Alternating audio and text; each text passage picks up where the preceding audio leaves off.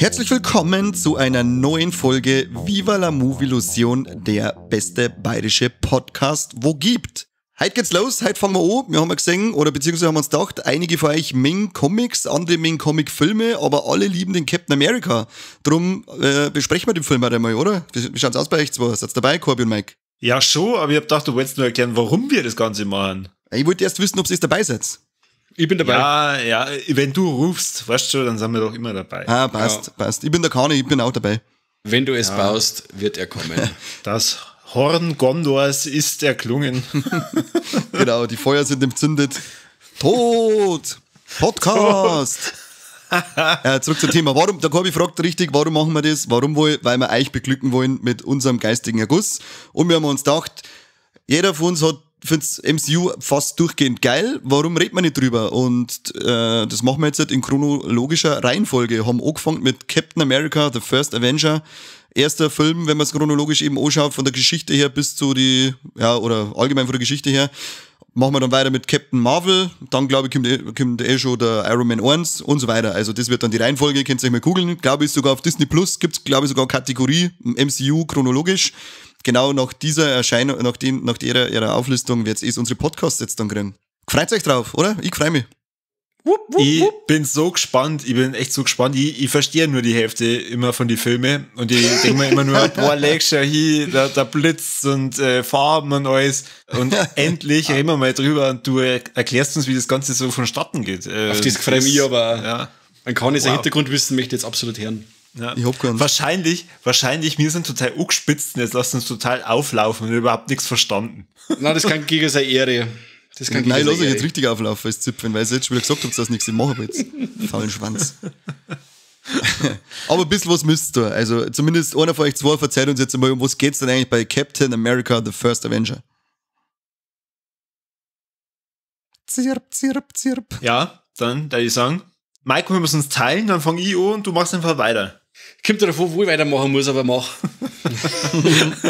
In Captain America, The First Avenger, sind wir ja chronologisch gleich ganz am Anfang und zwar in den 1940er Jahren und zwar während des Zweiten Weltkriegs. Man sieht, wie einer der etwas seltsam ähnelnden Artefakte geborgen wird, und zwar der Tesseract. Und das wird nicht vom Captain America gemacht, sondern von dem ersten Bösewicht, den wir sehen, und zwar vom Johann Schmidt, ein Deutscher.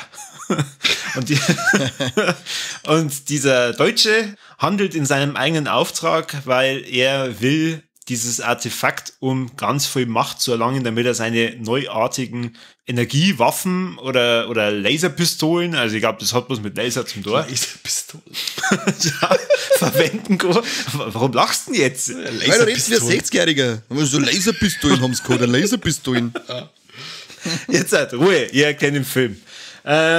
Und er sagt sich bestimmt gut, der hat jetzt die Energiewaffen und was hat das mit dem Captain America zum Tor? Der Captain America ist der Steve Rogers, gespielt von Chris Evans, und jetzt darf der Mike weitermachen.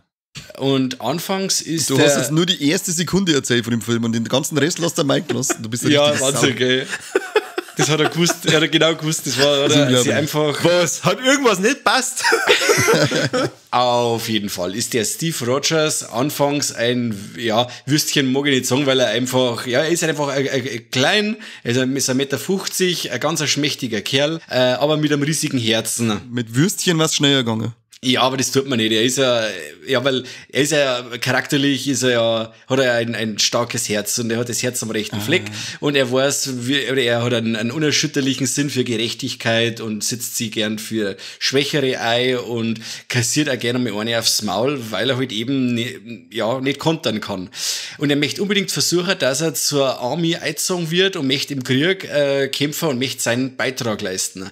Er blitzt die ganze Zeit ab, weil es geheißen hat, er ist einfach für den Dienst an der Waffe und einfach nicht geeignet. Ja, durch ein kleines Hintertürchen und mit der Hilfe von Herrn Abraham Erskine, genau, der schleust ihn da quasi ein und schaut, dass der Steve Rogers bei der Grundausbildung mitmachen kann. Gleichzeitig sucht er auch für ein Experiment einen Supersoldaten zum Erschaffen, den richtigen Auserwählten quasi. Zur Auswahl stehen ein Haufen riesige Schränke, die ohne dumm sind wie Brot, aber er sucht einen eben, wie besagt, einen mit einem großen Herzen und so fällt seine Wahl auf den Steve Rogers. Und ja, nach der ganzen Prozedur mit so einem Serum und zusätzlicher Bestrahlung mit Gammastrahlen wird aus dem schmächtigen Steve Rogers der mächtige Captain America. Und jetzt ist er auf alle Fälle fast 2 Meter groß, schaut aus wie der He-Man und kann brutal einstecken, brutal schnell laufen und Kämpfer wird Sau. Und jetzt, Jetzt machen sie die größte Waffe aller Zeiten aus ihm und zwar muss er jetzt erst einmal schauspielern. Aber das Wichtigste am Rande, Corby, entspricht der Chris Evans dann in dem Format deinem Schönheitsideal, deinem männlichen, nachdem der Adrian vor der Unsichtbare so enttäuscht hat? Der Chris Evans? Ja. Ja, Daddy schon. Das schon, oder? Ja. Daddy schon. Ja, Mann, du nicht, oder was? Falle darin. Also ja, beziehungsweise der hat uns wahrscheinlich. Nein, dafür ist er zu brav. Das stimmt auch wieder. Aber nach diesem kurzen Ausflug, Kani, willst du auch noch ein bisschen was von der Handlung erklären? Wir haben ja jetzt nur eigentlich jede Menge Handlung offen. Er ist ein Schauspieler. Was macht er als Schauspieler? Er schauspielert. Und macht mit bei einer großen Werbekampagne für die US Army, damit alle Geld ausgeben, weil alles, was sie spenden irgendwie, landet dann im Gewehr von einem Kumpel und die Kugel kann dann in irgendeinem Nazi-Kopf landen, so ungefähr ist die Quintessenz dieser Werbekampagne. Dann kriegt er irgendwann einen Auftritt auch vor Armeekollegen, nenne ich es mal, und die sind halt gar nicht so begeistert von seinem Kasperl-Kostüm und seinem Kasperl-Umeinanderhupfer und seiner Kasperl-Geschichte, bis sie dann die Gelegenheit für ihn bietet, dass er mal zeigt, was dieses Super-Serum eigentlich aus ihm gemacht hat, und dann befreit er mal einen Riesenschwung an Soldaten und ist in einem Alleingang und macht der ganze Hydra-Festung gleich noch platt, weil Hydra ist da diese von den Nazis entsprungene böse Organisation. Und ja, und dann hast du von mir, halt mal, da kann ja noch mehr außer ultimativ sexy sein und komische Werbefilmchen dran. Und dann gründet er so ein kleines Special-Team und fängt an, dass da immer wieder so Basen angreifen und den, wie heißt der, Johann Schmidt, dem Deutschen, wie du genannt hast, immer wieder einen Strich durch die Rechnung zu machen, dass er saulästig wird, bis es natürlich irgendwann in einem fetten Finale gipfeln muss. Genau, weil der Johann Schmidt ist praktisch der Chef von Hydra. Das haben wir vorhin leider nicht erklärt. Das hat der komische Typ, der den ersten Part von der Handlung erklärt hat, vergessen. Voll der Spaß, wie gut, dass der weg ist. Und ich habe es ja schon gesagt, das ist der erste richtige Bösewicht überhaupt von der ganzen Chronik von dem Marvel Universe. Und er heißt da nicht die ganze Zeit nur Johann Schmidt, sondern er ist eigentlich der Red Skull. Und so heißt aber nur 2 Mal im Film, gell? Ja, er hat nämlich, genauso wie der Steve Rogers, dieses Mittel gespritzt bekommen. Und zwar, glaube ich, die erste Version oder so davor. Und das hat er sich, oder was heißt, er hat es nicht gespritzt bekommen, er hat sich selber gespritzt. Ist dadurch mit ein paar Nebenwirkungen zu einer, rothäutigen, wie soll ich sagen? Er ist immer auf 180, geht immer ein Feier und Shell auf. Er schaut nicht gut aus. Also den, nein, ist das nicht. Nein, der kann in Idaten sagen, das darf man jetzt nüchtern nicht. Nicht unbedingt. Er wird von dem richtig geilen Hugo Weaving gespielt. Den kennen wir aus ganz vielen Filmen, wo er zum Beispiel auch einen Schmidt gespielt hat in Matrix. Mhm. Oder auch aus, wer schreibt jetzt da auf? Ja, Mike schreibt mit. Ja. Matrix Schmidt. Fragezeichen. Er heißt ja nicht Schmidt, er heißt Smith. Ja, okay, aber auf Deutsch da heißt Junge, das habe ich mir jetzt gerade notiert, Alter.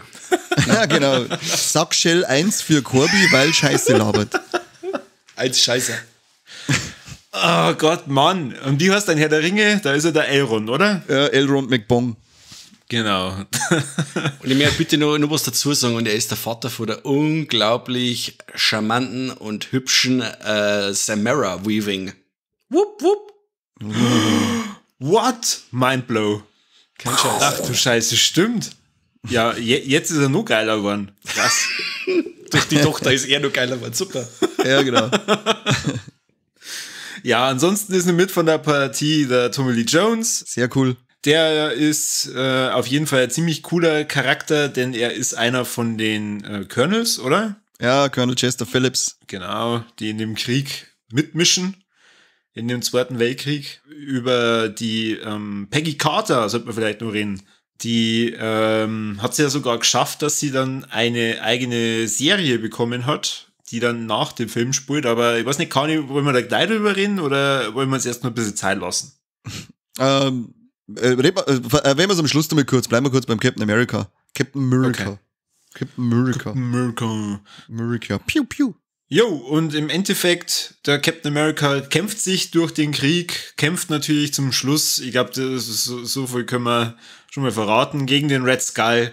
Und irgendwie kommt er dann in die Gegenwart. Aber ich glaube, da können wir schon ein bisschen später drauf eingehen, oder? Jetzt darf ich mal sagen, reden wir erstmal drüber, wie hat uns der Film gefallen? Logisch können wir da drauf später eingehen. Das können wir auf alle Fälle machen. Mike, wie schaut's aus? Bist du mit den Notizen fertig? Ja. Gut. Wie hat dir denn der Film gefallen? Wo und wann hast du den das erste Mal gesehen und wie hast du dich dabei gefühlt? Also ich habe ihn zum ersten Mal im Kino gesehen und auch das letzte Mal habe ich gestern bei der Zweitsichtung festgestellt, seitdem nimmer. What? Ja, kein Scheiß. Also, ja. Aber ja, ich habe wieder super Spaß gehabt. Also die 2 Stunden haben wieder super schnell vergangen. Es ist jetzt schön jetzt auf diese, dass man ja das ganze MCU oder die ganzen Filme mittlerweile gesehen hat und auch die ganzen Charaktere, die vorkommen und die ganzen Anspielungen und Querverweise, die machen jetzt noch viel mehr Spaß, wenn man jetzt weiß, wie es weitergeht und wie es ausgeht und so. Und das finde ich super cool. Ja, hat auf jeden Fall Spaß gemacht, wobei ich mich viel mehr gefreut auf die nächsten Teile, weil mir der zweite und der dritte Captain America besser gefallen haben wie der erste. Mhm. Ja, aber da reden wir jetzt nicht drüber. Genau. Also bleib beim Thema. Genau, in unserer chronologischen Reihenfolge wissen wir von den Filmen noch nichts. Also ich weiß Noch nicht, nix. von was du sprichst. Ja, ne? Was machst du? Bist du dumm? Kann das sein? Na, meine Mama mag mich. Hör auf. Ach so, das ist aber schon die einzige. Ja, aber wenigstens eine. Ja, aber was der Mike da gerade da hat, ist wieder mal unser anscheinend mittlerweile allseits beliebtes Foreshadowing.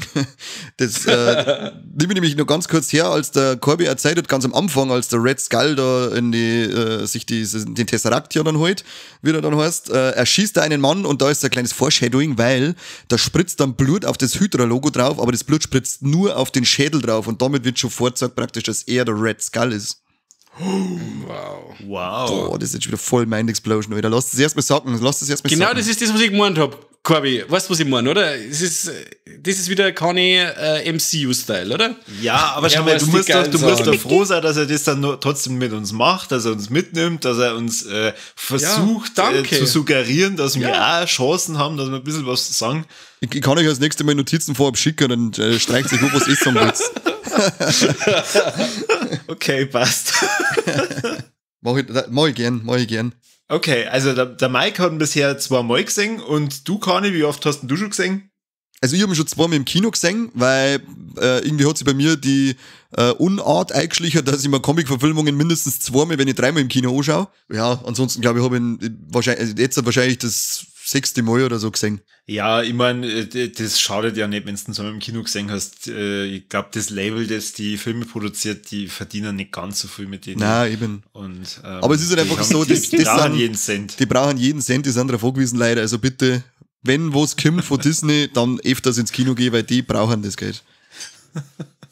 Aber es ist halt einfach, man muss ja da sagen, ich finde halt so, diese Comic-Verfilmungen, die sind nicht immer so brachial groß und die sagt man nie wieder so geil wie im Kino, meiner Meinung nach. Und deswegen schaue ich mir die halt oft gern 2 oder 3 Mal an. Wobei ich finde, dass der erste Captain America tatsächlich einem sehr kurz erscheint. Also ich finde, wenn ich mir den Film anschaue, dann habe ich ein nettes Gefühl, dass ich da 2 Stunden lang berieselt werde, sondern ich denke mir halt dann, boah, leck, jetzt sind wir schon wieder da und jetzt passiert schon das und jetzt wieder schon zum richtigen Captain America. Und ich finde, es sind so viele abwechslungsreiche Handlungsstränge einfach drin, dass die nie eigentlich in die Situation kommen lassen, wo du denkst, geil, jetzt ist schon eine Stunde um haben wir halt die Hälfte geschafft, sondern ich denke mir halt dann, ja, macht einfach Spaß. Ja, Deswegen, das ist einer der Marvel-Filme, die ich besonders gern gucke, weil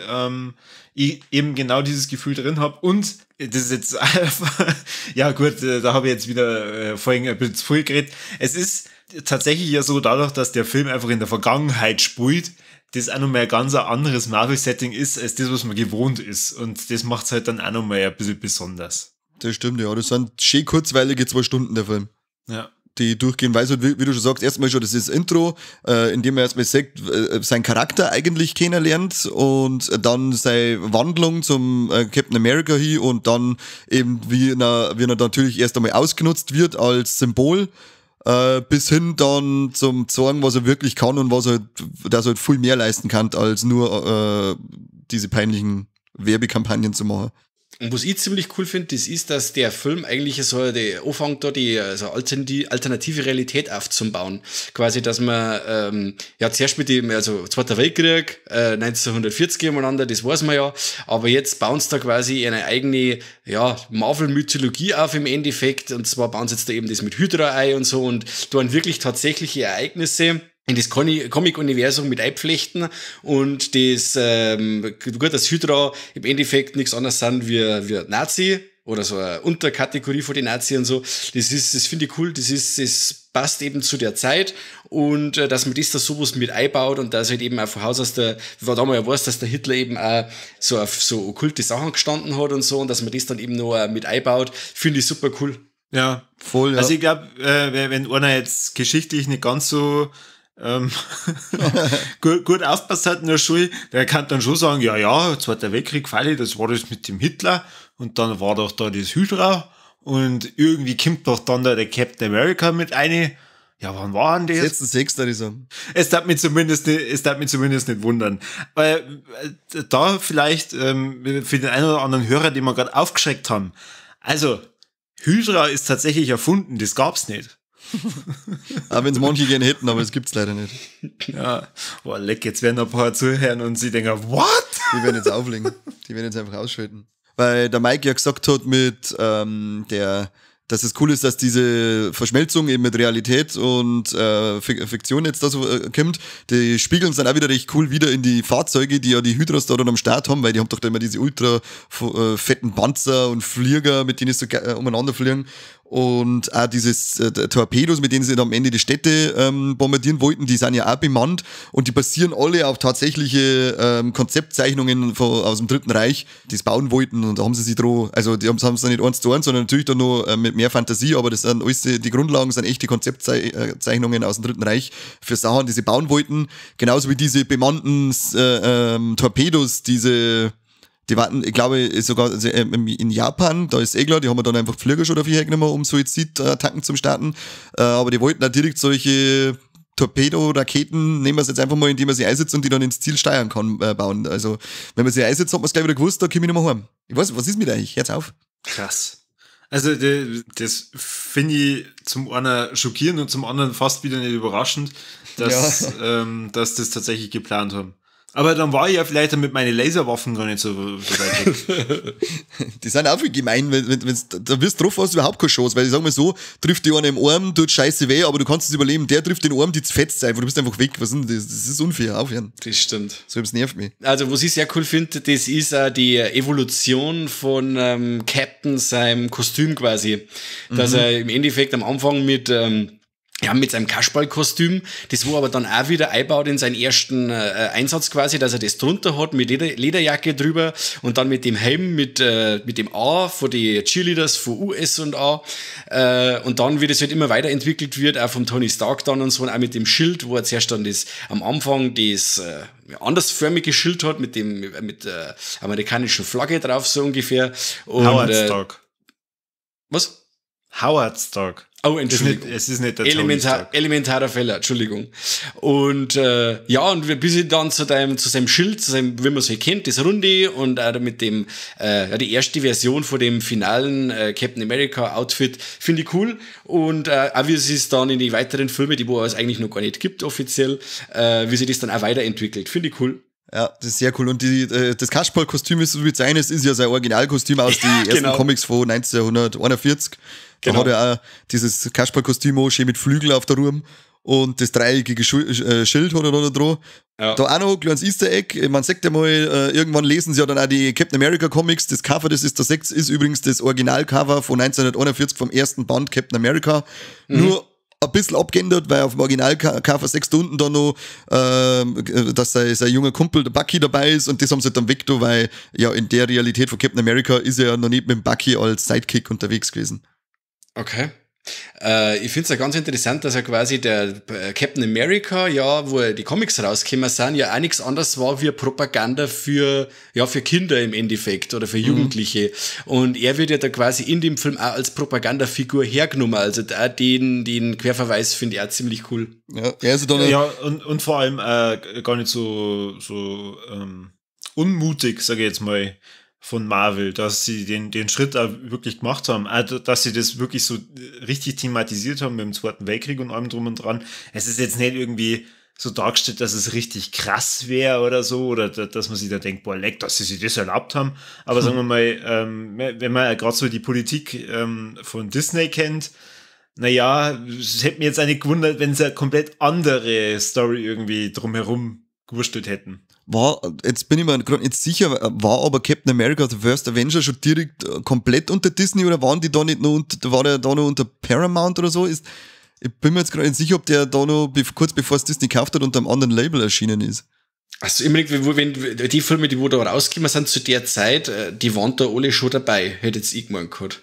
Ich bin mir nicht sicher, vielleicht ist das ein Schmarrn. Also vielleicht habe ich jetzt angelangt und dann ist mir aber auch wurscht. Ja, aber ich muss aber auch dazu sagen... Nein, du hast recht, stimmt. Ich habe gerade nachgeschaut, also der ist damals nur von Paramount Pictures. Okay, weil ich muss aber auch dazu sagen, er ist verhältnismäßig brutal, / blutig für so einen Marvel-Film. Also da waren doch ein paar Sachen dabei. Gell? Ja, da waren ein paar Szenen dabei, wo ich gesagt habe, ja, das ist jetzt schon ganz schön deftig.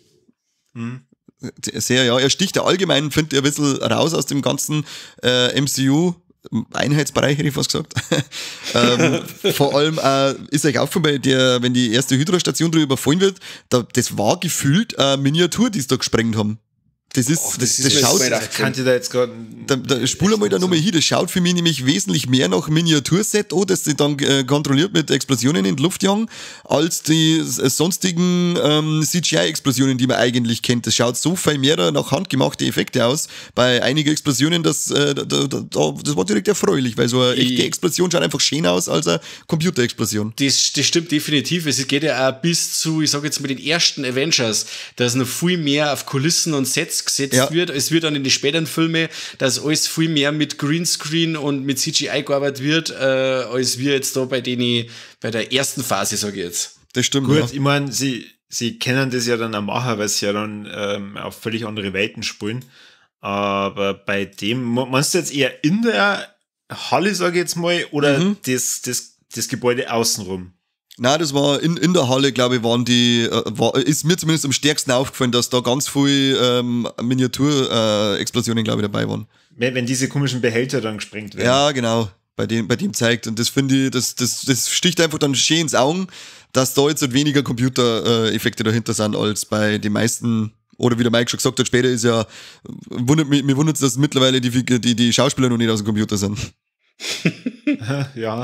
Zumindest bei den Marvel-Sachen, weil da ist ja wirklich fast nur noch Greenscreen angesagt. Wenn wir schon bei den Effekten sind, also ich finde den Red Skull, dieses Make-up von dem richtig krass. Also wenn er sieht, so das Gesicht dann das erste Mal abzirkt und dann drunter dieser rote Schädel ist, das schaut wahnsinnig realistisch aus. Es ist ja so, dass wenn sich der Hugo Weaving quasi dreht, man sieht ja auch schon am Ohr runter über den Hals, man sieht ja auch schon, dass es aufklopft. Jetzt mal, wenn er sich dreht oder was, also wenn man es weiß, dass er der Red Skull ist, dann siehst du das am Anfang vom Film schon quasi, wenn er sich dreht, dass er da so einen Schlitz drin hat, immer wieder, dass sie da das aufmacht und dass er quasi eine Maske im Endeffekt aufhat. Wie geil eklig das ausschaut, wenn er den ersten Schlag kriegt bei der ersten Konfrontation und dann eben die Haut praktisch am Augen schon so oberrutscht und dann das Rote schon unten aus der Licht. Ja. Aber der Hugo Weaving ist gar nicht so begeistert von seiner Rolle. Er hat eigentlich gar nicht so richtig Bock drauf gehabt und hat auch kein Interesse gehabt, dass er die Rolle nochmal übernimmt. Und Gerüchte besagen, dass bei eventuellen Marvel-Filmen, die nach dem ersten Captain America gekommen sind, der nochmal auftritt und dann nimmer vom Hugo Weaving gespielt worden ist. Jetzt Aber ohne ich weiß ja nicht, weil wir wissen ja nicht, ob noch irgendwas anderes gekommen ist. Ach, stellt sich stimmt. raus. Ah ja, das kriegen wir Stellt erst sich raus. raus. Alles Aber klar. es ist nicht die Art von Film, die er gern macht, hat er auf alle Fälle gesagt. Ja, aber Begründung weiß man praktisch nicht. Er hat einfach bloß keinen Bock gehabt. Ich glaub, dass er halt einfach so auf diese, ja, 0815 Action-Scheiße irgendwie keine Lust nicht gehabt hat. Ich weiß nicht, man weiß ja nie, was in den Idiotenköpfen von den ganzen Schauspielern vor sich geht. Mei, im Endeffekt, ich glaube, wenn das eine wirkliche komplette Maske war, kann man das auch ätzend vorstellen, wenn du den ganzen Tag dann praktisch so ein rotes Gesicht umeinander tragst. Ja, das hat er, glaube ich, sogar gesagt, jetzt wo du das sagst, der klingelt, da habe ich auch gelesen, dass er gesagt hat, er ist auch das Maske aufsetzen, ist ihm voll auf die Nerven gegangen. Das hat ihn schon so genervt. Naja, aber es schaut auf jeden Fall ziemlich geil aus. Absolut gelungen, ja. Dann, absolut gelungen. weil es der Mike vorhin ja auch angeschnitten hat, es kommt ein Mensch vor, von dem wird man später vielleicht auch was von seinem Sohn hören, und zwar der Howard Stark. Gespielt von Dominic Cooper, ziemlich cooler Schauspieler übrigens. Ja, Preacher. Genau. Stimmt. Und man sieht auch in dem Film einmal die Stark-Com, oder? Wird die so genannt? Boah, leck, das weiß ich jetzt gar nicht mehr. Ich weiß, dieses Zukunftsding da, gell? Ja. Da gibt es übrigens wieder ein kleines Foreshadowing. Da sagt der Bucky nämlich zum Steve, wir gehen jetzt direkt in die Zukunft. Haha, Anspielung, weißt du schon? Weil später, was machen sie später? Sind sie in der Zukunft. Das wird jetzt unser neues Markenzeichen, dass wir mit voll krasse Foreshadowing-Sachen aussagen. Okay, gut. Aber ich weiß nicht mehr, hat die direkt Stark Expo geheißen, kann sein, gut möglich, aber ich weiß, was du meinst. Ich glaube schon, weil es kann ja sein, dass später eine ähnliche Expo dann mal stattfindet, die auch so heißt, und deswegen in wird's Hannover. ja da, ja genau, die Stark Expo in Hannover, die ja jeder von uns kennt. Das war aber damals wahrscheinlich dann die Zeit, ist höchstwahrscheinlich noch nicht in die Comics war. Oder waren da schon fliegende Autos? In die Comics dann? Ja. Oder ob es da schon fliegende Autos gegeben hat bei den ganz alten Comics, keine Ahnung. Es ist aber, dieses Auto ist aber auf alle Fälle ein Hinweis auf diese Repulsoren vom Iron Man, sein Anzug später. Und man sagt das Auto wieder. Und zwar bei der Serie, die du schon angesprochen hast, Agent Carter, da ist es unterwegs. Und es ist mal das, wie nennst du hast Agents of S.H.I.E.L.D. gesehen, Mike, das Auto vom Coulson. Boah, das wo auch fliegen kann, gell? Ja, genau. Also ich weiß nicht, ob es direkt dieses Exemplar ist oder ob es einfach nur ein Modell ist, das nachgebaut worden ist, aber man hat auf alle Fälle Wiedersehen mit dem Auto, wenn es dann funktioniert und wirklich schweben kann. Wie nennt das der Coulson? Lola oder so, kann das sein? Knight Weiß Rider. nicht. Haut mit dem Knight Rider. Kid. Na, keine Ahnung, weiß ich nicht. Zu lang her. Auch dieses Auto feiert ein Wiedersehen. Schön. Aber Moment einmal, das heißt, du hast den Comic nicht gelesen? Nein, leider nicht. Wie? Leider nicht. Ich hab gedacht, in deinem Vertrag steht drin, du musst eigentlich, wenn wir über eine Comic-Verfilmung reden, sämtliche Comics von den Menschen da gelesen haben. Ja, es gibt mir das Budget nicht frei, damit ich mir die Originale kaufe. Du brauchst ja nicht die Originale. Falle. Ach Gott, oh Mann.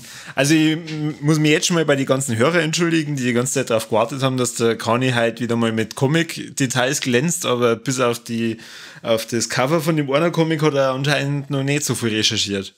Hä, was? Ich hab gerade auf Stumm geschalten. Was ist? Ich finde den Sidekick, den der Steve Rogers da hat, oder seinen besten Freund quasi, den Sebastian Stan, der wo im Film Bucky heißt, also James Bucky Barnes, finde ich obersympathisch. Also ich möchte fast behaupten, dass es einer von den sympathischsten Nebenfiguren neben Loki ist. Also ich finde den einfach cool. Meine Frau hasst ihn, die sagt, das ist schon wieder der Depper, die Winter Soldier. Keine Ahnung, wer der Winter Soldier ist, aber ich finde den total sympathisch. Die Folge macht jetzt schon extrem viel Spaß, muss ich sagen. Ja, ich mag den auch, vor allem jetzt da in eventuell erscheinenden Serienauskopplung, in der er dann mit einem eventuell als Falke umeinanderfliegenden Kollegen gemeinsame Auftritte feiert. Das kann ich mir sehr cool vorstellen. Ja, da bin ich total gespannt, ob da noch was kommt. Ja, wow. Ja, das säge ich mir auf alle Fälle da sitzen und Spaß haben. Ich hoffe ja, dass die da vielleicht noch ein paar mehr Filme da bei dem Marvel-Universum raushauen. Das war ja. Ah, das ist ja mindestens über ganz 20 gehen. Minimum. Ja, ich glaub schon. Ich glaube, das zieht über 10 Jahre, der Scheißdreck.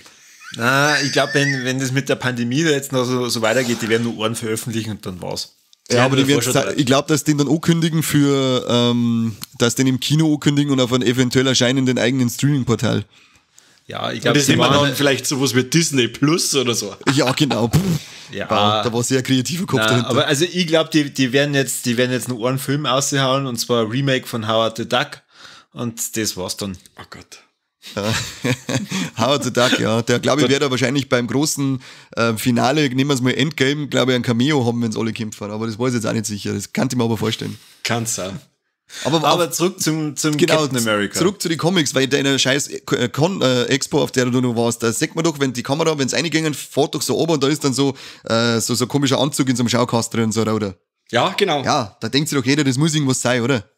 Ja, habe ich mir gedacht, ich frag die. Ja, ich hab mir gedacht, ich frage das Internet, weil ich hab's auch nicht gewusst. Auf alle Fälle, Ein rauder Anzug, also entweder Flash oder Shazam. du bist schon wieder im falschen Universum. Ja, du bist so komplett verkehrt. Ich schalte den Corbett schnell auf Stumm, dann schmerzt mir zwei Mike, das ist ein Scheiße anders. Auf alle Fälle, dieses Kostüm, das man da sieht, das ist von die Timely Comics, nennen sie die, aus denen später Marvel entsteht. Und das ist ein Android, das war die erste menschliche, oder der Original-Human Torch praktisch, die erste originale menschliche Fackel. Und später hat sie dann, als das ist sie dann bei Marvel, oder ich weiß jetzt nicht, ob die Timely Comics sie umbenannt haben in Marvel, oder ob die wie die genaue Umfilmierung war, weiß ich jetzt auch nicht. Aber daher von dem rührt dann die neue Figur von die Fantastischen Vier, der menschliche Fackel. Der hat halt einfach Fähigkeiten und Namen von diesen Androiden dann übernommen. Und das ist eine kleine Hommage an die menschliche Fackel von damals. Wo wir aber schon wieder einen Querverweis haben, weil der Chris Evans ja auch mal die menschliche Fackel, der Torch, war in der früheren Verfilmung von Die Fantastischen Vier. Genau, und da schließt sich dann der Kreis von diesem kleinen Witz, oder Easter Egg, der da versteckt war. Genau, der Chris Evans hat quasi schon 2 Marvel-Superhelden gespielt. Sau cool. Also jetzt stellt sich alle mal vor, ihr seid auf einer Party und da ist gerade betretenes Schweigen, was ihr dann für eine geile Info raushauen könnt. Wenn ihr dann seid, hey, wisst ihr noch beim Captain America, so Expo und so, voll geil, das eine Kostüm, dann fangst du erstmal das Lachen an, so lange bis die Leute fragen, warum lachst du denn da? Und dann verzeihst du es. Ja. Es kommt aber auch darauf zusammen, in was für einem Umkreis. Wenn du jetzt in einem Umkreis verzeihst, wo wir der Kanye und ich sonst zu verkehren, dann heißt es, wow, cool, du bist der Coolste, den wo wir kennen. Ich glaube eher, in meinem Umkreis funktioniert betretenes Schweigen, brechen immer nur am besten mit Achselpfürzen. Geht's nur so? Ja, für dich. Gut, also, wir haben jetzt festgestellt, der Bucky ist der beste Kumpel vom Steve Rogers, beziehungsweise vom Captain America. Und der möchte ihm da am Anfang auch immer wieder gut zureden, dass er eben nicht genommen worden ist bei der Army. Und die treffen sie dann später wieder und kämpfen dann zusammen. Ja, dann gibt's noch die Peggy Carter. Wir haben vorhin ja schon immer wieder über sie gesprochen. Und im Endeffekt kann man sagen, das ist so das erste Gspusi vom Steve Rogers. Oder sagen wir mal, er würde gerne sie als Gspusi haben. Nein, nicht das erste, gell? Der schmust nämlich vorher schon mal. Ja, mit der Natalie Dormer. Und genau. Das verstehe ich. Ja. Ja, kann man nichts sagen. Da mache ich ihm keinen Vorwurf nicht, ne? Verstehe. Ja. Nein, also niemand. Also sie sollte da keinen Vorwurf machen. Und vor allem, er tut es ja wieder nur fürs Vaterland. Vor allem, weil sie sagt, ja, sie tut jetzt stellvertretend für alle Mütter, wo er die Söhne gerettet hat. Da gibt es jetzt Küsschen. Ja, was soll er dann da als Held? Die müssen Küsschen aufs Nüsschen, aber nicht sabbern. Oh Gott, das Niveau. Wo ist das Niveau? Super ist das. Peggy Carter, ja. Peggy Carter.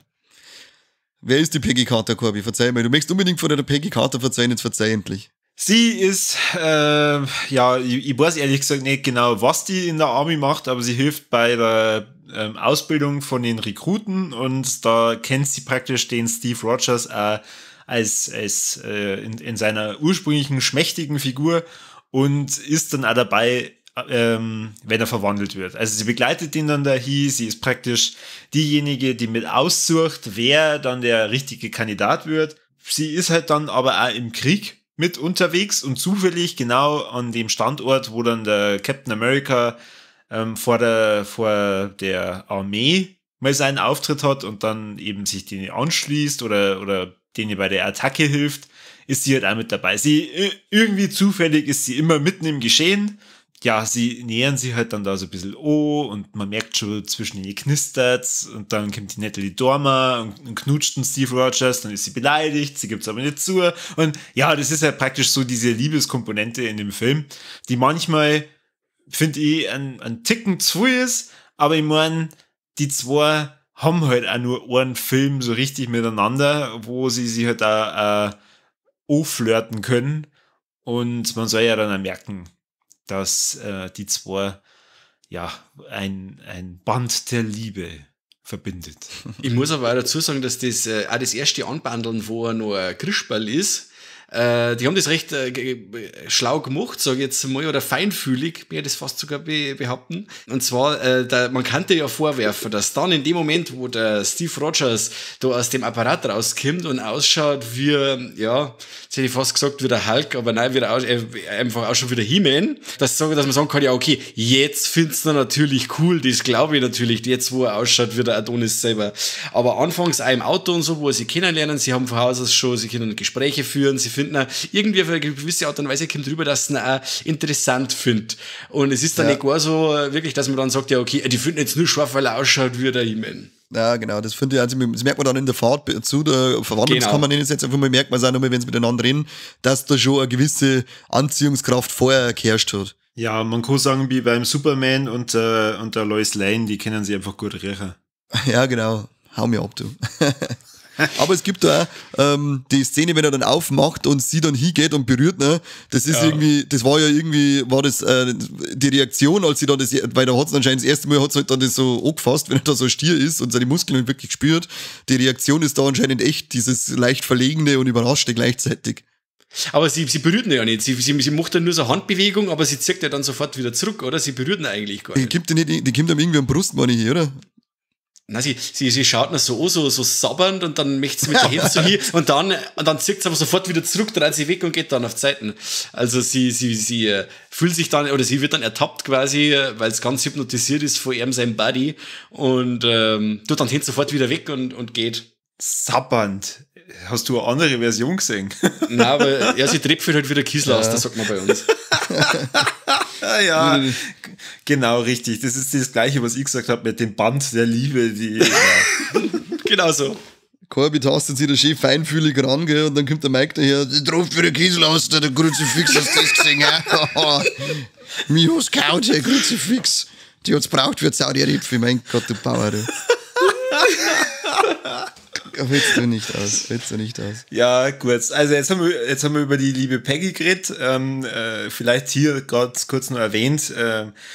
Sie ist halt auch so ein starker Frauencharakter, dass sie dann später eine eigene Serie bekommt, wo man dann merkt oder wo man dann sieht, was halt dann nach den Ereignissen so passiert. Da geht es dann so in Richtung Kalter Krieg. Oder zumindest sind da so die ersten Anfänge vom Kalten Krieg und da erlebt es halt dann auch Abenteuer. Zumindest das, was ich gesehen habe.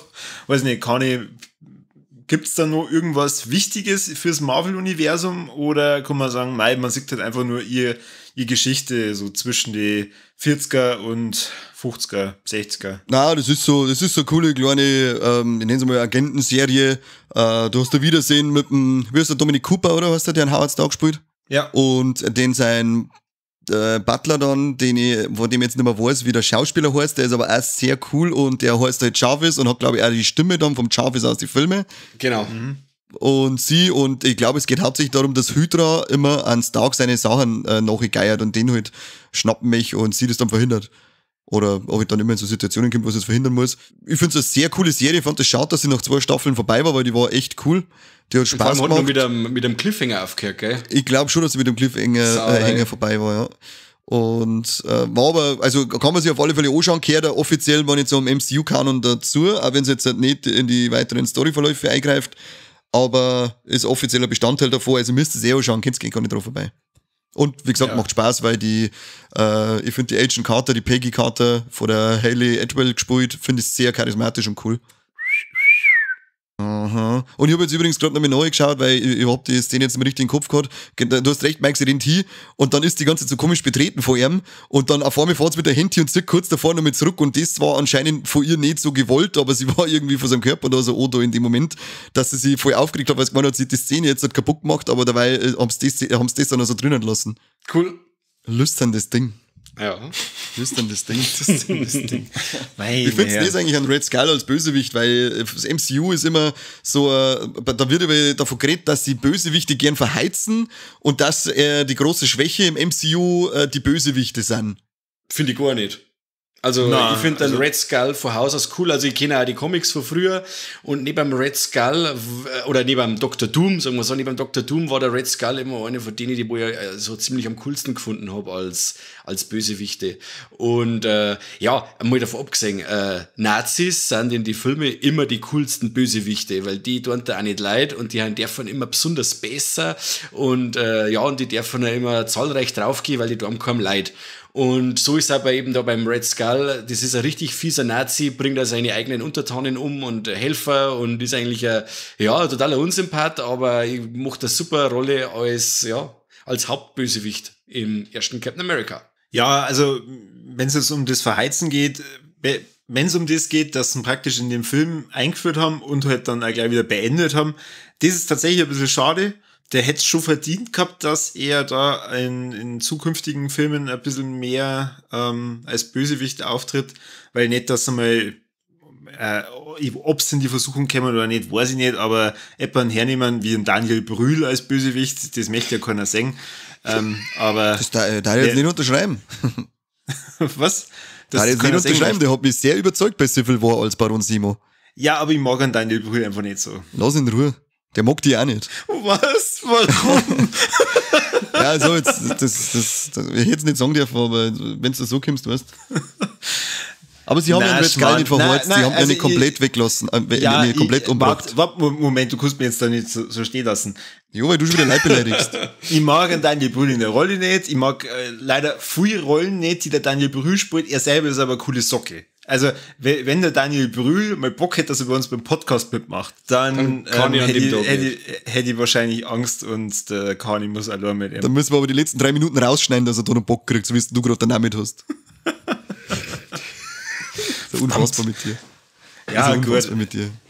Also, jedenfalls, trotzdem, sie haben ihn verheizt. Natürlich, wir munkeln ja, ob der Red Skull in einem späteren Film nicht mal einen kurzen Auftritt hat, aber trotzdem, er ist halt echt ein cooler Bösewicht und da hätte ich mir schon gewünscht, dass der Eftel nur mal auftaucht.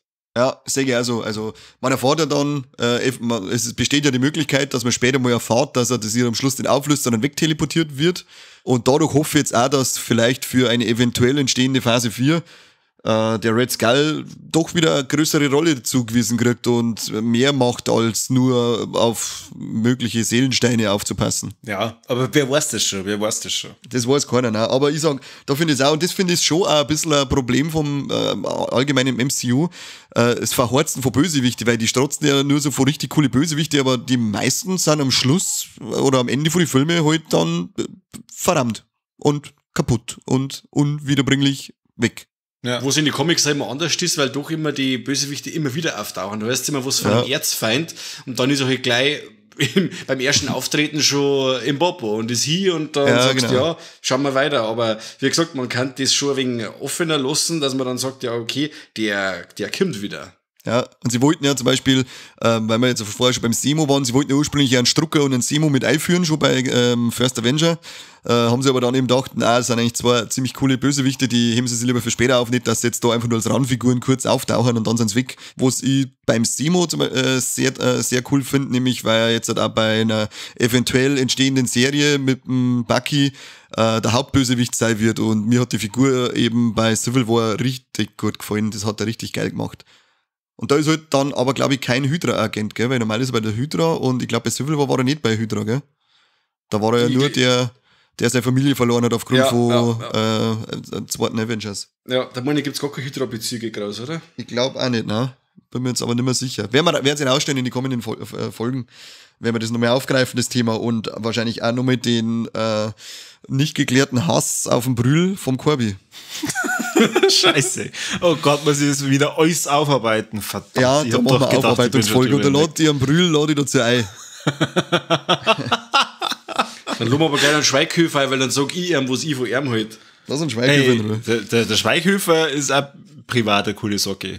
Hab ich gehört. Ja. Sag mal lieber mal nicht, was gehört hast, sondern was gesehen hast. Und zwar das Pflicht-Cameo in jedem MCU-Film. Hast du ihn gesehen? Und von wem redet man überhaupt? An Stan Lee, natürlich habe ich ihn gesehen. Ja. Der sitzt nämlich in der Menge dann drin bei einer der Propaganda-Auftritte vom Captain America. Und das ist der Auftritt, wo der Captain America tatsächlich nicht auf die Bühne kommt, sondern so ein dicklicher? Ja, das war schon so dickliger. Der dicklicher Typ. Und dann sagt der Stan Lee, den Captain America habe ich mir aber anders vorgestellt. Und dann lachen alle. Ja. Und zu wem sagt er das? Dann, Ist es nicht sogar der Kevin Feige oder so? Na, das ist der Red Brown und das ist der Captain America aus dem Film von 1979. Ach du Scheiße. ja, oida fuck. Was soll Da ich gab's das ja wissen? richtig, schau dir mal ein wenig um und informier dich mal ein bisschen und schau dir den geilen Helm, den er aufhat. Der Scheiße. Also, wenn der Stan Lee auftaucht, schauen wir hauptsächlich an Stan Lee und nicht den anderen. Das stimmt. Ja, ist jetzt echt, was ist für einen Hass verbreitet gegenüber anderen Menschen, die nicht besonders genug für euch sind? Das ist, Und das Stan Lee sagt dann, ich habe ihn mir größer vorgestellt, oder? irgendwie, das sagt er. Ja, genau. Dann Wobei, lachen ich glaube, alle. in dem Fall ist das Stan Lee Cameo sogar ein wenig besonders, weil ich glaube, dass Stan Lee hat einen Captain America, der ist mir nicht erfunden. Ach so, okay.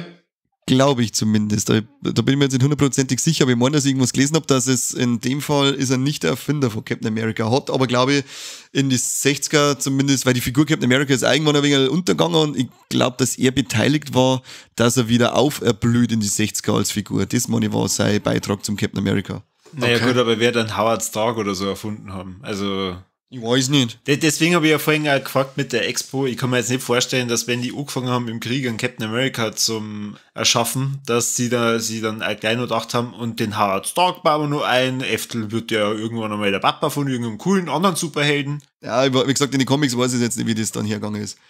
Ja. In die alten, als die Figur erfunden worden ist. Ich weiß nicht, ob es nicht kennt, aber kennt es den Wilhelm-Schrei? Oder Wilhelm-Schrei? Na, keine Ahnung. Mike, du auch nicht? Na, Diesen markanten Schrei, den ins Herz, den findest du in fast jedem Film. Ich weiß nicht, ob ich den richtig nachmache, aber ich kann das sagen. ja. Ja, der ursprünglich einmal in einem Western war, wo so ein Typ vom Pferd fällt. Den habe ich mir jetzt nämlich, da habe ich mir zur Aufgabe gemacht, den erwähne ich jetzt immer, wenn er vorkommt in einem Film. Und da haben wir auch bei 1:30 kommt der Wilhelm-Schrei vor. Du bist einfach ein Gott. Also Ich find's den einfach so geil. wenn es um Filmanalyse geht, dann bist du einfach da richtig, richtig stark. Schau, ich kann mir nur merken, ja, Captain America, da kommt Natalie Dormer vor, geiler Film. Und der Daniel Brühl Gott sei Dank nicht, weil den hasse ich. Ja, genau, ich hab eine Liste mit Filmen, wo der Daniel Brühl nicht vorkommt. So kennt man die, du alter hasserfüllter Corbinian, du. Unglaublich. Ja, richtig. Aber ich finde den Schrei, ich weiß nicht warum, aber ich finde das immer wenn der Schrei kommt, dann denke ich mir so, da war er. Ja. Das hast du bei Galileo gesehen, oder? Was denn? Hat es sogar eine Galileo-Folge gegeben, irgendwie, da ist das einmal angeschnitten worden und warum und wieso und wer das aufgenommen hat und wo das hergekommen ist und so. Aber ich kann das jetzt nicht mehr so. Die Folge habe ich nicht gesehen. Ich hab's mir nur irgendwann einmal, da habe ich mir gedacht, warum immer diesen gleichen Schrei? Bin ich jetzt behindert oder passiert das wirklich? Mir ist so gegangen wie beim Corby, als er nicht mal gewusst hat, ob er den Film echt gesehen hat oder ob er es geträumt hat. Und Okay. ich habe nicht gewusst, ob ich den Schrei wirklich, ob es den wirklich gibt, ob den andere auch hören oder ob den nur ich höre. Und dann habe ich da mal die Kugelmaschine angeschmissen und siehe da, den gibt's tatsächlich wirklich. Das ist fast so wie der Autounfall, der wo in jedem Troma-Film vorkommt. Den haben sie einmal gemacht, den Car Crash, und der kommt jetzt in jedem Film vor. Der war teuer und der wird jetzt hergenommen. Ja, freilich, musst du ja nicht mehr. Kannst du das doppelt oder dreifach machen. Kostet Nein, einfach Geld. du. Mike, du hast doch gesagt, du hast die Comics gelesen. Ist jetzt das nur für den Film so, dass der Captain America dann am Ende eingefroren wird und dann in der Gegenwart wieder auftaucht, oder hat der eigentlich nur so ein bisschen eine Story über den Weltkrieg hinaus?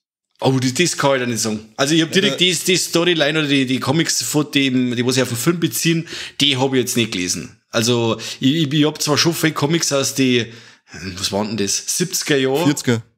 Ja, ich habe das die 70er, das waren die Taschenbücher, die Marvel-Taschenbücher. 70er, 80er, die habe ich noch. Aber dass es so weit zurückreicht, da habe ich leider nichts. Das tut mir leid, da kann ich jetzt kein Wissen präsentieren. Da ist es aber auch so, dass er, was ich gelesen habe, ist, also er wird auch eingefroren, aber da ist die Zeitspanne kürzer. Glaube ich, da schläft er nur 20 Jahre. Okay. Die haben das, für den Film haben sie das auf 70er Jahre angepasst, damit es halt dann in die Zeit mit Iron Man und so weiter zusammenpasst. Okay. Und die Frage kann man der Corby übrigens noch mal stellen, wenn es um einen Hulk geht. Da schaut's anders aus. Ob der Hulk eingefroren war, oder wie? Nein, aber ob das mit den Comics zusammenpasst und so, wie der Film zu den Comics passt, das kann ich ihm erklären. Also Hulk wird ja sowieso nochmal ganz interessant, weil sollte es da einen Film in dem Marvel-Universum geben, direkt über den Hulk, dann wird der ja ziemlich abgeschnitten, sagen wir es mal so. Vom Rest vom Universum. Ein bisschen, ja. Ein bisschen. Ja. Aber da kommen wir später drauf. Da kommen wir Oder später in spätere drauf. Folgen. Coole Cameos sind uns leider entgangen wegen bescheuerte Rechteverteilung, weil wie wir ja wissen, war bis vor kurzem sämtliche X-Men-Rechte bei Fox gelegen, hat sich Disney jetzt erst gekrallt und aufgrund von dem Weltkriegssetting hätten sie sich damals gedacht, lassen sie halt an Wolverine und an Magneto als eine Menschen-Alter-Egos da durchlaufen, aber weil ja die auch im Zweiten Weltkrieg, da war ja der Magneto glaube ich in einem KZ und der Wolverine war ja als Logan eben da in der Army. Aber aufgrund von dem rechten Scheißdreck sind die Cameos gestrichen worden. Genauso wie beim Schild. Das Schild ist ja aus 100% Vibranium, in Wirklichkeit in die Comics ist es aber aus Vibranium und Adamantium. Adamantium kennen wir alle, dieses Skelett vom Wolverine, weil durchs Vibranium werden ja sämtliche Einschläge und Vibrationen absorbiert und durchs Adamantium wird es halt fast unzerstörbar. Aber wieder rechte Thematik, dadurch musste Adamantium auch weichen, weil das nämlich auch zu der X-Men-Zeit. Ist es dann auch so, dass dann der Vision quasi auch aus Adamantium ist teilweise? Na, der ist auch aus Vibranium, oder? Oder Ja, du meinst ja. die Comics? Ja, wie ist denn dann da? Ist dann das auch eine Mischung dann Da irgendwie? ich hab einen Vision nur als fertige Figur, ich hab da nie Origin gelesen von dem. Okay. Den habe ich nur als fertige Figur hab ich gesehen. Also fertig zeichnet, nicht als fertige Person. Ja, ich eben auch, und deswegen war mir das auch bei noch Age of Ultron eben neu, dass er quasi, ich hab gewusst, dass er ein synthetischer Mensch ist im Endeffekt, aber dass aus was er ist und wie er hergestellt worden ist, das ist mir eigentlich komplett neu gewesen. Na, Ja, aber die das wissen wir ja sowieso zu dem jetzigen Zeitpunkt noch gar nicht. Das stimmt, das können wir gar nicht wissen. Wo Sagen wir das jetzt doch bis zum Schluss, oder? Falle. Aber bis zum Schluss von dieser Podcast-Reihe fürs MCU. Genau. Finanziell war er auch. Das war eigentlich nur ein bisschen grenzwertig, möchte man behaupten. Der Film hat ein Budget von 140 Millionen gehabt und spielt weltweit, in Anführungszeichen, nur 370 Millionen ein. Das ist für Marvel-Filmverhältnisse, wie man sie kennt, nicht unbedingt viel. Das ist ein Flop. Ja, deswegen habe ich ja gefragt, ob denn das in die Comics öfter anders gelaufen Ob die mehr Budget gekriegt haben. Nein, nicht wegen dem Budget, sondern halt praktisch mit dem Ende von der Story, mit dem Kälteschlaf, ob das dann in die Comics so war. Weil im Endeffekt, wir wissen ja eventuell, dass dieser Film einfach nur zum Aufbauen gedacht war für einen Avenger-Film. Ja. Möglicherweise, wer weiß. Weil auch am Ende von den Credits ja da schon erste Szenen kommen und man darauf vorbereitet wird, dass er wieder auftaucht in die Avengers, wo wir eventuell später, wenn es den Film wirklich gemacht haben, dann noch mal drüber reden. Aber ich glaube, dann war das gar nicht so ausschlaggebend, ob der Film extrem erfolgreich wird oder nicht. Und ich glaube, es war dann auch danach ziemlich wurscht. Sie waren wahrscheinlich einfach nur stolz und froh, dass das vorher noch gemacht haben. Aber ich kann mir vorstellen, mit so einer Granate wie die Avengers im Petto denkst du, naja, okay, ob der jetzt das Doppelte oder das Dreifache oder das Vierfache einspielt oder halt vielleicht gerade so übers Budget drüber kommt, okay, so what? Ja, also ich glaube, so what werden sie sich nicht denken, weil Hollywood geht ja nur ums Geld.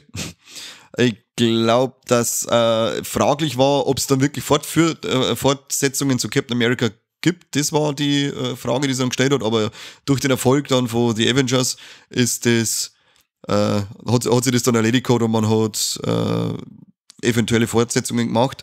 Der Joss Whedon ist ja da dann schon beauftragt worden, dass er die Avengers umsetzt. Der hat dann auch noch mal das Skript vom Captain America gekriegt und hat da auch noch mal ein paar persönliche Anmerkungen gemacht. Da hat er gesagt, so die Figurenbeziehungen, damit sie das dann alles fürs Franchise, also er hat dann schon einen Schritt weiter gedacht und hat halt fürs Franchise dann die Beziehungen schon ein bisschen umgeschrieben. Okay. Und das war schon geil, weil du es vorher gesagt hast. Also, das weiß ich noch, als ich im Kino gesessen bin und als Marvel-Fan und Kenner vom MCU weiß man ja, wenn es Gore ist, dann ist es nicht Gore. Man bleibt sitzen, bis die kompletten Credits vorbeigerollt sind. Und das weiß ich nur, als dann das erste Mal, als dann die vorbeilaufen und dann steht unten fett dort Captain America will return in The Avengers und dann kommt der erste Teaser vor Avengers. Da habe ich damals so geil Gänsehaut gekriegt. Das war ein richtig geiles Feeling. Ja. Das Feeling habe ich übrigens gestern auch wieder gehabt. Also voll, das wollte ich gerade sagen. Ich habe es jetzt beim Verzeihen, habe ich wieder geil. eine leichte Gänsehaut gekriegt, weil das versetzt mich voll zurück an damals. Ist immer noch, jetzt wenn ich den sehe, jetzt lasse ich extra bis zum Schluss hier laufen, weil das so cool war, wo dann das erste Mal angekündigt worden ist. Geil, fett Avengers kämen, du siehst die ersten Szenen, wie es alle beieinander sind. Das war bombengeil. Da hat mein Nerdherz dreimal ausgesetzt. Auf jeden Fall. Ja, drum sage ich ja, deswegen wird wahrscheinlich da das Box-Office bei Captain America nicht ganz so hoch gewertet sein, aber stimmt schon, also wenn man sich das jetzt anschaut, dann könnte es auch grenzwertig gewesen sein, dass man sich dann dazu entscheidet, ob man da weitermacht oder nicht, aber ganz im Ernst, also da werden so viele Charaktere eingeführt, die dann später nicht mehr aufgegriffen werden, wenn man jetzt mal einen Bucky ausklammert und das, also man hat ja jetzt Indie-Filme aus ihr nicht mehr wirklich viel gemacht, aus dem Red Skull nicht, deswegen hast du ja vorhin das mit dem Verheizen gesagt und er steht schon auch gut für sich. Also wenn man jetzt vom Rest nichts mehr sehen darf, dann wäre der Film trotzdem in sich geschlossen und rund. Ja, das sage ich auch, er steht gut für sich allein da, weil, dass man die restlichen Figuren nicht weiter hernehmen kann, das ist halt der Sache geschuldet, dass wir einen Zeitsprung von 70 Jahren dann machen. Peggy kriegt nochmal einen Serienauftritt, der würdigt den Charakter nochmal schön, aber der Rest, ja, wie gesagt, der ist halt der Sache geschuldet, dass der leider nicht mehr auftreten konnte. Ja. Und dann Howard Stark sehen wir auch nochmal bei der Peggy, da kriegt er auch nochmal seine Auftritte und ist ähnlich charmantes Arschloch wie sein Nachwuchs. Das hört sich doch schon nach unserem Finale, oder? Ja, ich darf schon sagen, dann. Bevor unsere Hörer jetzt einen 70-jährigen Schlaf fallen, weil wir so langweilen mit unserem Scheißdreck, haut's mir aus, Corby. Was hat dir besonders gut gefallen und was kreidest du diesem Film an? Ja, besonders gut gefällt mir die Darstellung von dem Kontrast in dem Film zum restlichen Universum. Dieses Setting mit Zweiter Weltkrieg, das aber trotzdem sehr comichaft ist. Also ich finde eigentlich alle Kampfszenen zwischen den Amis und den Nazis, das wirkt halt einfach auch so, als das durch ein Comicblatt durchblättern und das gefällt mir. Also das finde ich, macht den Film halt dann dadurch einfach zu dem Captain America Comic-Film. Und was gefällt mir nicht, es werden halt so viele Charaktere eingeführt, die man dann später nicht mehr findet, die man dann relativ schnell wieder vergessen kann. Deswegen kann ich zum Beispiel Mike verstehen, wenn er sagt, ja gut, er hat den bisher 2-mal gesehen, weil wenn du den halt nicht so richtig am Schirm hast oder einen Bock hast, dass du jetzt das Marvel-Universum von hinten bis vorne nochmal durchguckst, ja, dann bleibt der halt vielleicht nicht ganz so im Gedächtnis, wie es dann der Fall ist. Okay. Und was sagt der Mike? Ja, ich sag, also was mir sehr gut gefallen hat, das ist, dass ich immer wieder, was heißt immer wieder, es ist, wenn ich den Film sehe und da kommen immer wieder die Vibes auf von Indiana Jones und James Bond, finde ich. Also jetzt auch das mit den Nazis als Antagonisten, mit einem super coolen Helden, der so richtig Ärsche aufreißt und auch die Gadgets und ein paar so Sachen. Und ich bin wirklich gestern da gesessen, wie ein kleiner Bub und dann bei bestimmten Szenen, wenn er mit dem Motorrad fährt und da springt und so, da habe ich irgendwie an Indiana Jones und der letzte Kreuzzug zum Beispiel denken müssen. Und so ist es ein wenig so dahingegangen, wo ich gesagt habe, der Film vereint eigentlich so ziemlich alles, was ich als Kind geil gefunden habe.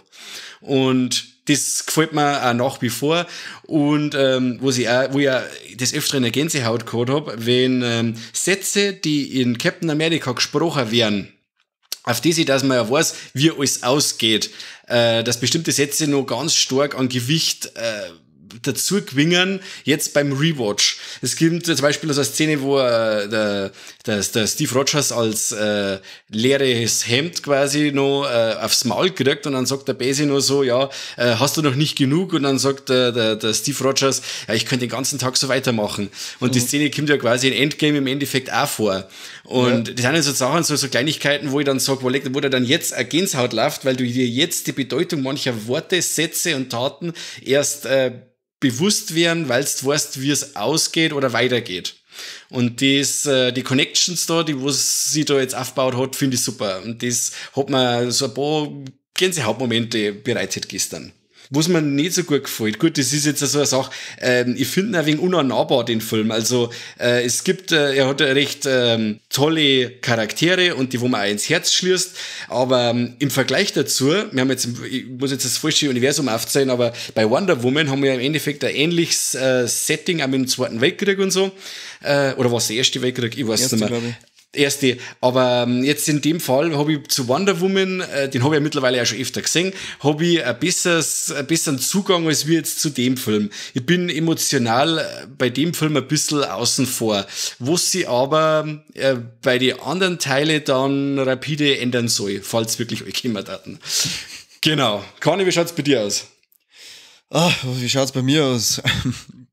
Was mir besonders gut gefällt, ich finde die Tommy Lee Jones in dem Film einfach so geil, weil ich mag den an sich schon, den Schauspieler, und ich finde in dem Film auch so geil, weil einfach, die ist ihm wieder mal voll aufs Leib gestimmt, dieser lästige, grantige Colonel da die ganze Zeit. Voll. Der wenn er auftritt, da muss er die ganze Zeit dämlich grinsen, der macht ultra Spaß.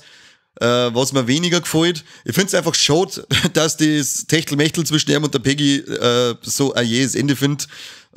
Find ich schade, was zwar jetzt nicht schlecht am Film ist, aber das nervt mich persönlich, den ich hätte ein Happy End gewünscht. Aber wer weiß, was noch kommt. Ich sag jetzt nichts. Wer weiß, was noch kommt. Aber das ist der Punkt, den da ich mag rein, weil das finde ich einfach nicht schön. Da gibt's halt leider mal Happy End auch. Ja, und Techtelmechtel ist ja fast schon ein bisschen zu viel gesagt. Also da passiert jetzt nicht wirklich so extrem viel, ja. Einmal schmusen. Ja, man weiß nicht, was offscreen passiert ist, aber naja, das lassen wir. Müssen wir mal schauen. Dann da gibt's da kein Triple X Parody. Ich wollte gerade sagen, da findet ihr schon was. Ich glaube, ich habe den falschen Captain America runtergeladen. Ja, genau so was. Naja, für manche ist es der falsche.